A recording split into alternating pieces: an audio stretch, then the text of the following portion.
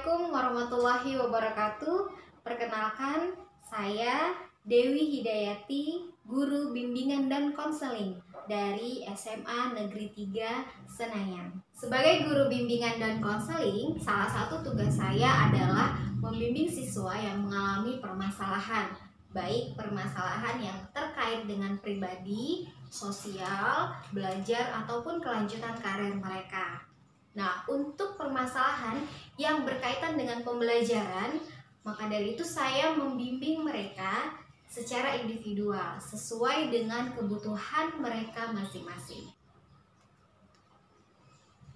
Di masa pandemi saat ini, saya melakukan pembimbingan siswa secara daring menggunakan aplikasi WhatsApp. Nah, untuk permasalahan pembelajaran, saya menggunakan metode pembelajaran individual. Adapun sintaks model pembelajaran individual adalah sebagai berikut.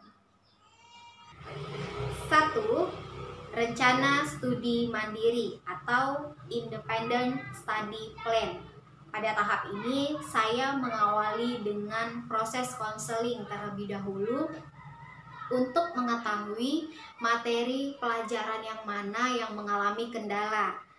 Dan proses konseling itu sendiri saya lakukan menggunakan aplikasi WhatsApp.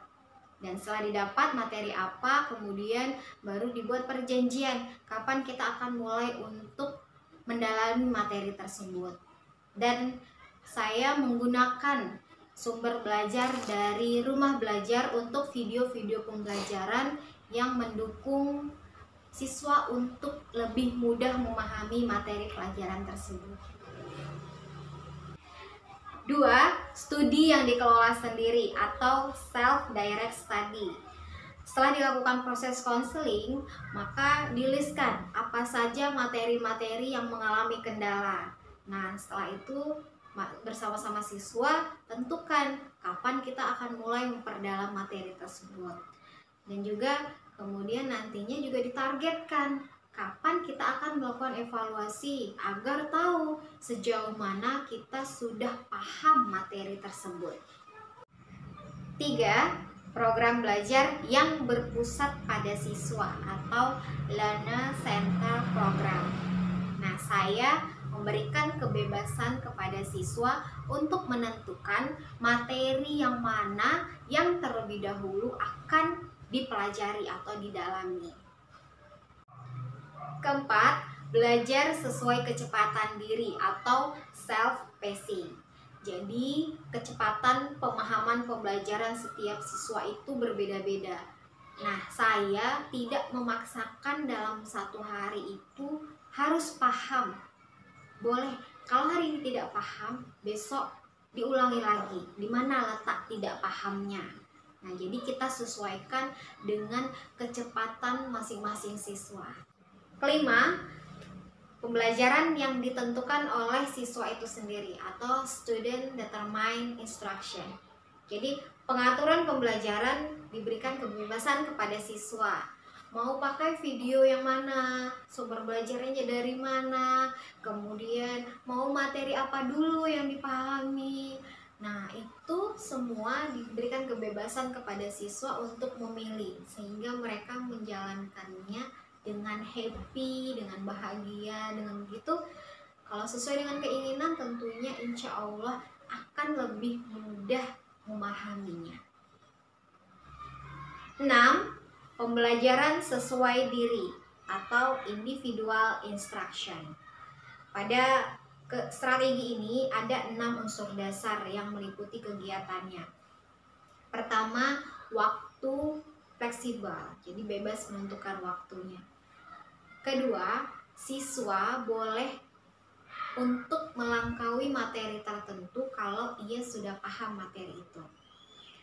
Dan yang ketiga, siswa boleh pilih bahan ajar atau sumber belajar yang mana.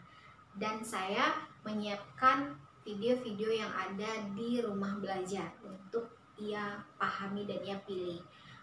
Kemudian yang keempat, pemilihan model tes, dan saya memanfaatkan fitur bank soal yang ada di Rumah Belajar.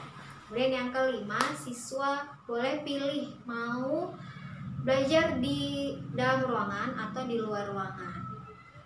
Kemudian yang keenam, model atau bentuk pembelajaran yang bervariasi. Jadi dibuat semenarik mungkin, karena ini dalam proses masih pandemi, jadi memang menggunakan aplikasi WhatsApp. 7. Pembelajaran perseorangan tertuntun atau individually prescribed instruction. Jadi siswa diarahkan untuk melaksanakan program pembelajaran yang sudah direncanakan. Jadi saya mengingatkan, misalnya malam ini kita mulai ya latihannya, mulai belajarnya. Nah, jadi saya ingatkan agar kalau ia lupa, jadi tidak jadi lupa, jadi ingat. Nah, kehadiran rumah belajar memang sangat membantu sekali, apalagi saya yang bukan guru mata pelajaran dapat memanfaatkan video-video pembelajaran yang ada pada rumah belajar. Dan tentunya di dalam rumah belajar juga ada bank soal, dan saya pun memanfaatkan fitur bank soal tersebut. Terima kasih rumah belajar, semoga semakin sukses ke depannya dan semakin bermanfaat untuk seluruh anak-anak bangsa. Demikian 7 sintaks model pembelajaran individual yang telah saya jabarkan. Semoga bermanfaat. Saya akhiri. Assalamualaikum warahmatullahi wabarakatuh.